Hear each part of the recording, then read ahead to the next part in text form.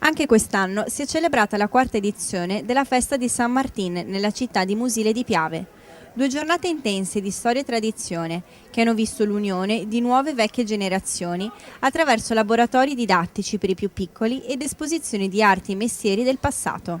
Non solo 2 giornate di festa dunque, ma di consapevolezza delle proprie origini e tradizioni, attraverso la mostra dell'artigianato artistico e l'esposizione di prodotti tipici regionali e a chilometro zero. Quarta edizione della festa di San Martin qui a Musile di Piave, una realizzazione avvenuta anche grazie alla sinergia della Proloco di Musile di Piave appunto e l'amministrazione comunale.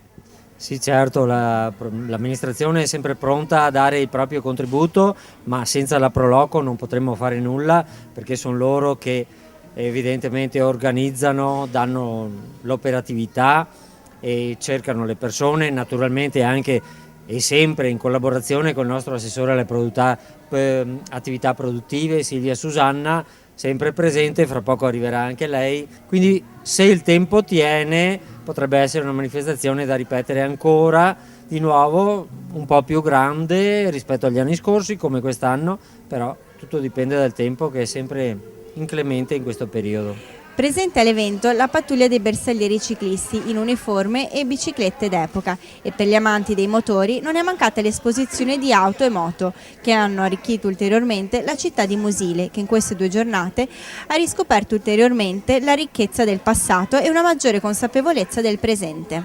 Quest'anno abbiamo voluto ritornare un po' all'antico e riscoprire un po' gli antichi mestieri, gli antichi lavori. In effetti se fate un giro dei banchetti vedete un po' il fabbro, vedete un po' il falegname, cioè tutti quei lavori che una volta si usavano nelle nostre famiglie e che adesso sono andati un po' nel dimenticatoio. Ad unire la conviviale manifestazione l'esibizione di canti popolari e il San Martin Ziandà che ha piacevolmente accompagnato la chiusura dei festeggiamenti. La panza dal pisso, oh che bello pisso, pisso, pisso, pissi, incocci, bimba, il pisso, l'incocci, bimba, il pisso, lì.